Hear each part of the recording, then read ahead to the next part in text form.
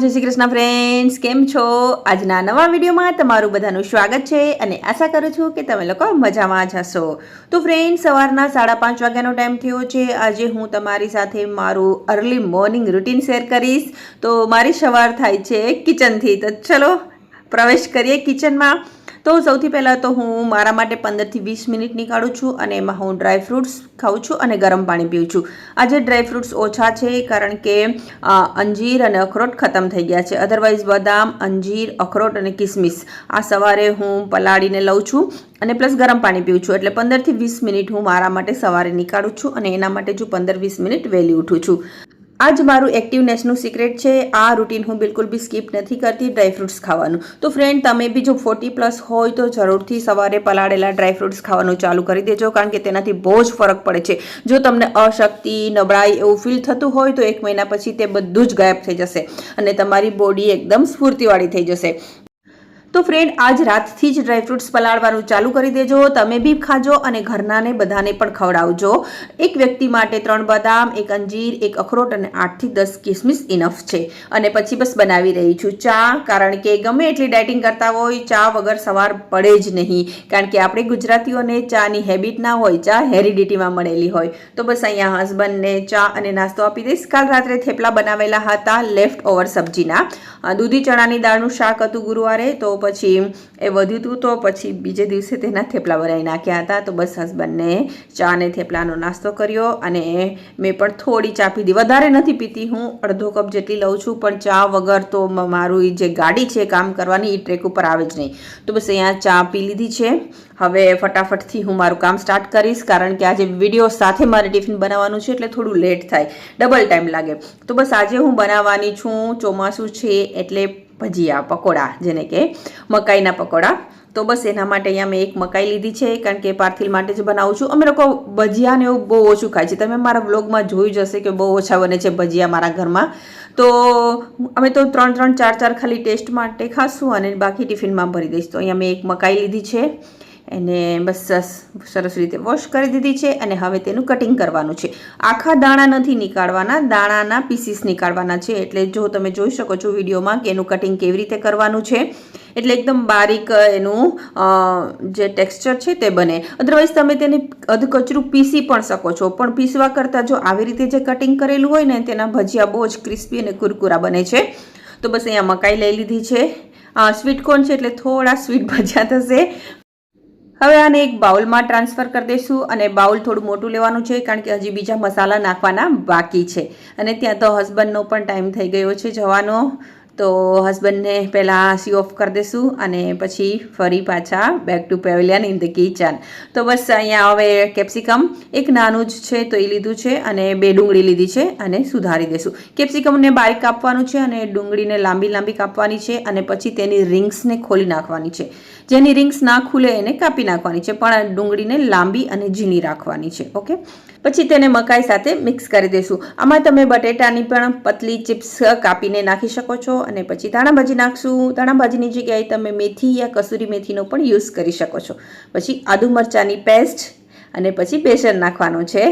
બેસનની quantity fix નથી હોતી અહીંયા, મીન્સ કે અત્યારે મેં 1 કપ જેટલો બેસન લીધો છે. પછી એવું લાગશે એની કન્સિસ્ટન્સી જોઈને તો વધારે નાખશું. અને જેટલો બેસન હોય એના 3/4 ભાગનો ચોખાનો લોટ લેવાનો છે, કારણ કે ચોખાના લોટથી ક્રિસ્પી વધારે બને છે ભજીયા. અને બસ પછી એમાં સ્વાદ અનુસાર નમક નાખવાનું છે. પછી તેમાં મસાલા કરશું, જેમ કે હળદર, લાલ મરચું, હિંગ અને અજમા. અજમાને થોડા મસળીને નાખશું એટલે સરસ સુગંધ આવે. અને આમાં તમે થોડો ચપટી સોડા પણ નાખી શકો છો, તેનાથી સોફ્ટ થાય છે, પણ મારે અહીંયા ક્રિસ્પી બનાવવા છે. એટલે બસ હવે બધું મિક્સ કરી દઈશું. અત્યારે પાણી બિલકુલ બી નથી નાખવાનું, પહેલાં મિક્સ કરીને જોવાનું છે. જે પ્રમાણે જરૂર હોય તે પ્રમાણે જ પાણી નાખવાનું છે. અને જો તમને થોડા ખાટા ભજીયા જોતા હોય તો લીંબુનો રસ યા ફિર આમચૂર પાવડર પણ એડ કરી શકો છો. પછી આમાં મને થોડો એવું લાગ્યું કે બેસનની જરૂર છે તો મેં આમાં બેસન નાખેલો છે. એની કન્સિસ્ટન્સી છે તે હું તમને હમણાં દેખાડું તેવી હોવી જોઈએ. મીન્સ કે એમાં જે ડુંગળી નાખેલી છે ને તે છૂટી ના પડી જોઈએ, બેસન સાથે સ્ટીક થઈ જાય એટલો ચણાનો લોટ એમાં હોવો જોઈએ. તો બસ અહીંયા જો હવે પરફેક્ટ એનું બેટર બની ગયું છે. તો હવે તેલ મૂકી દઈશ અને પછી આજે બધું જ નીકાળેલો છે સામાન તેને પ્રોપર જગ્યાએ મૂકતી જઈશ, કારણ કે સાથે સાથે બધું અરેન્જ કરતા જઈએ તો કિચન પણ ક્લીન રહે અને પાછળથી કામ ઓછું રહે. એટલે જ્યાં સુધી તેલ ગરમ થશે ત્યાં સુધી બધાને મેં પાછું એની જગ્યાએ મૂકી દીધું છે. તો ફ્રેન્ડ તમે જોઈ શકો છો આની કન્સિસ્ટન્સી, અને બસ હવે તેને ફ્રાય કરવાના છે. બહુ લૂઝ નથી રાખવાનું, પાણી ધ્યાન રાખીને નાખવાનું છે. ઓકે, અને પછી ગેસની ફ્લેમ અહીંયા મીડિયમ રાખવાની છે. ફાસ્ટ હશે તો ભજીયા બળી જશે અને સ્લો હશે તો બહુ ઓઇલી બનશે. એટલે મીડિયમ ફ્લેમ ઉપર જ પકોડાને ફ્રાય કરવાના છે. અને બસ પકોડાનો જો તમે શેપ જોઈ શકો છો, થોડો અનઇવન અને રફ આવેલો છે, બસ તેવો જ આવવો જોઈએ. વધારે બેસન હશે તો તે થોડા ગોળ બનશે, અને ઓછું બેસન હશે ને તો જે ડુંગળી છે ને તે બળી જવાનો ડર રહે છે, કારણ કે એકદમ છૂટી છૂટી હોય છે. પછી તમને જેવા ભાવે તેવા તમે બનાવી શકો છો, પણ બસ જો અહીંયા ગોલ્ડન બ્રાઉન થાય ત્યાં સુધી તેને ફ્રાય કરવાના છે.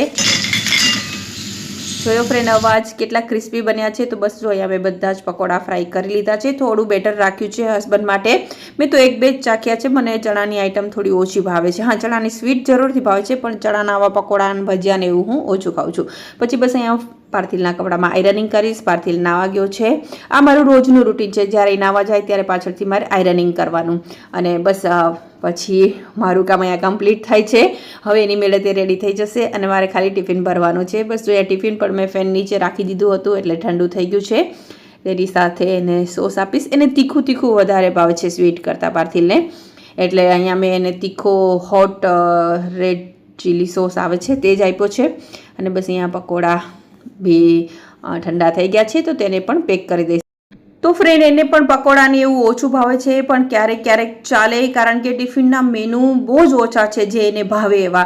તો ફ્રેન્ડ ફાઇનલી આજનું ટિફિન ડન થઈ ગયું છે. એમ લાગે છે કે એક જંગ જીતી ગયા છે, કારણ કે આ બનાવવું ઇઝી છે, પણ એ શું આપવું ને એ સોચવું જ હાર્ડ છે. તો બસ અહીંયા પાર્થિલ પણ નીકળી ગયો છે સ્કૂલ માટે, અને બસ આજનું જે વાતાવરણ છે તે અનસર્ટેન છે, કેવું મુશ્કેલ છે કે વરસાદ આવશે કે નહીં, કારણ કે થોડી વાર તડકો નીકળે છે, થોડી વાર વાદળ છે. પણ ટાઉનશીપની જે મોર્નિંગ હોય છે તે બહુ જ એન્જોયેબલ હોય છે, કારણ કે અહીંયા ટ્રીઝ વધારે છે એટલે બર્ડ્સ પણ વધારે છે. અને સવારના પોરમાં તો તમે જોઈ શકો છો તેનો કલરવ એટલો મીઠો લાગે છે. મીન્સ કે મારે ઘણી વખત મોર્નિંગમાં એડિટિંગ કરવું હોય ને તો મારે છોડવું પડે છે, કારણ કે એ બધા બર્ડ્સ એટલું બધું બોલતા હોય ને કે આમાં બેકગ્રાઉન્ડ મ્યુઝિક આવી જાય છે. તો ફ્રેન્ડ્સ મોર્નિંગ બહુ ચીલ હોય છે, મજા આવે છે. તો ચલો બસ હવે આપણે જઈએ આપણા કામ ઉપર, કારણ કે 9 વાગે મારે જવાનું છે ઝુંબા, એટલે એની પહેલાં મારે ઘણું બધું કામ પતાવવાનું છે. સૌથી પહેલાં તો અહીંયા કિચનમાં જે બધું અસ્તવ્યસ્ત હશે ખુલ્લું હોય છે તેને ઢાંકી દઈશ. કામ તો હું 7:30થી સ્ટાર્ટ કરીશ, કારણ કે પાણી આવે તો મારે પાણી ભરવાનું હોય છે. તો કિચનમાં જે બધું ખુલ્લું છે તેનું પેકઅપ કરી દીધું છે, અને હવે હું જઈશ મારું એડિટિંગ કરવા માટે.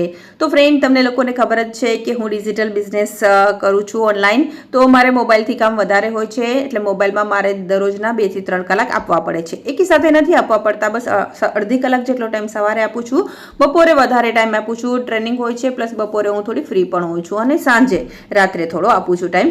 તો બસ એવી રીતે અત્યારે મારે જે મોર્નિંગના કામ છે તે કમ્પ્લીટ કરી લઈશ. ડેઇલી રૂટીન છે આ મારું, મીન્સ કે જ્યારથી મારો બિઝનેસ સ્ટાર્ટ થયો છે ત્યારથી મારો મોર્નિંગ બની જ ગયું છે. અધરવાઇઝ બિઝનેસ નહોતો ત્યારે પણ થોડું રિલેક્સ થવા માટે આપણે થોડી વાર સવારે ફોન જોતા જ હોય છે. હા, ત્યારે રીલ સ્ક્રોલ કરતા હોય છે ને અત્યારે હું મારું કામ કરું છું, બસ એટલો જ ફરક છે. તો ફ્રેન્ડ તમારે જો મારા બિઝનેસ વિશે જાણવું હોય કે હું કેવી રીતે વર્ક કરું છું, તો તમે મારું ઇન્સ્ટાગ્રામ ફોલો કરી શકો છો. મારું ઇન્સ્ટાગ્રામ આઈડી છે ધ દર્શના મોઢા. ઓકે, અને બસ જો હવે 7:30 વાગી ગયા છે. આવી ગઈ છું કિચનમાં. સૌથી પહેલાં પાણી ભરીશ અને જે વાસણ છે કાલ રાતના તે બધાને અરેન્જ કરી દઈશ.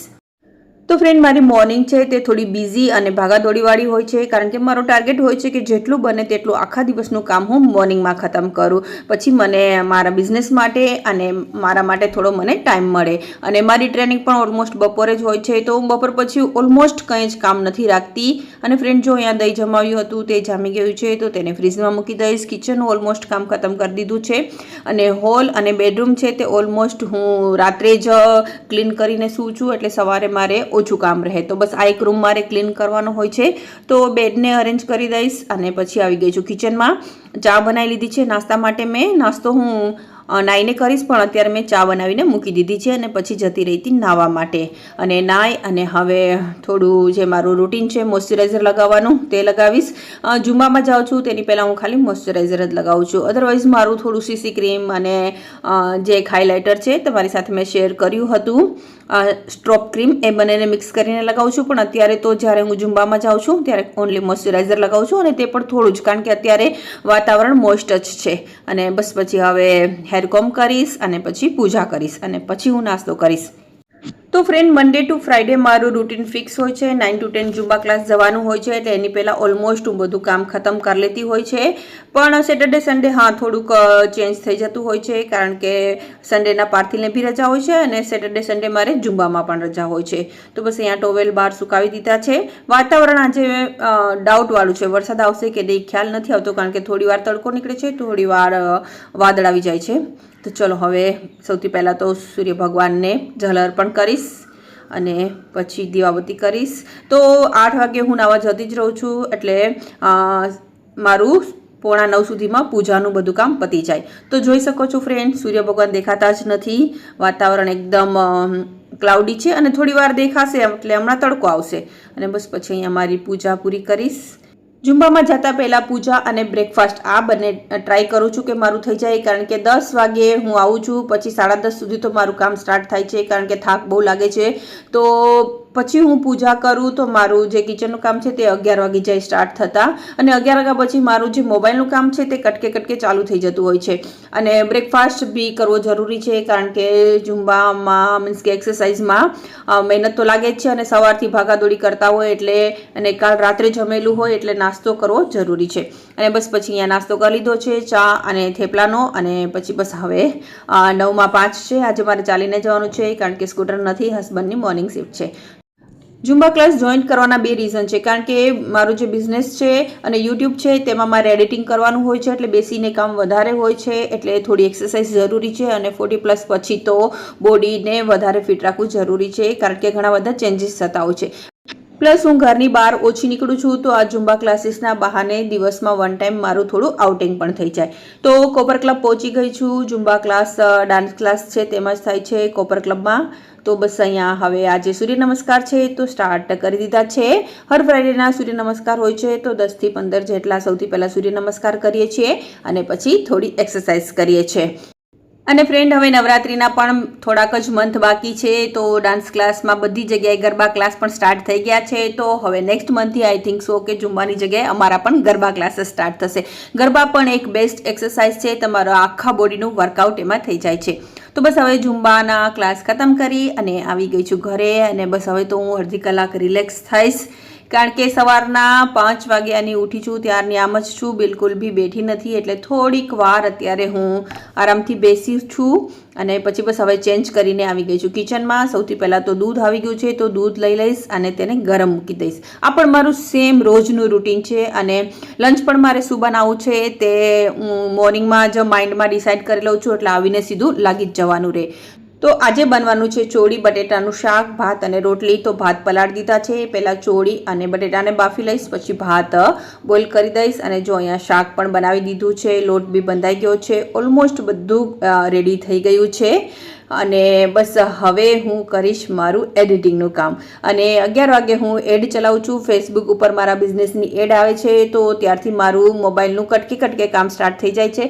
અને કપડાં પણ વોશ થઈ ગયા છે, તો તેને સુકાવી દઈશ. તો વચ્ચે બધા જ કામ ચાલતા જાય છે, કારણ કે મોબાઈલનું કન્ટિન્યુ કામ નથી હોતું. તમે 2-3 મિનિટ વચ્ચે કાઢી આપો તો ચાલે છે. અને પછી ફ્રેન્ડ, એક મારી ટ્રેનિંગ હતી તે અટેન્ડ કરી. અને બસ જો હવે અહીંયા હસબન્ડ માટે હું ભજીયા બનાવું છું અને પછી રોટલી બનાવી લઈશ. તો બસ જો આ હતું મારી morning with business, with YouTuber, with mother, with housewife. મારું આવું રૂટીન હોય છે. બધી જ હાઉસવાઈફની મોર્નિંગ બિઝી જ હોય છે, પરંતુ મારી બિઝી મોર્નિંગમાંથી હું મારો મી ટાઈમ પણ નીકાળું છું. મારી મોર્નિંગની શરૂઆત મારા મી ટાઈમથી જ થાય છે. અને પ્લસ પછી હું ઝુમ્બા ક્લાસ જાઉં છું અને હું મારો બિઝનેસ કરું છું. તો ફ્રેન્ડ, હરેક હાઉસવાઈફે પોતાના માટે પણ થોડો ટાઈમ જરૂર નીકાળવો જોઈએ. તો ચલો, આજનો વિડીયો અહીં પૂરો કરું છું. ફરી પાછા મળીશું નવા વ્લોગમાં નવી સ્ટોરી સાથે. ત્યાં સુધી bye, take care, thank you, love you.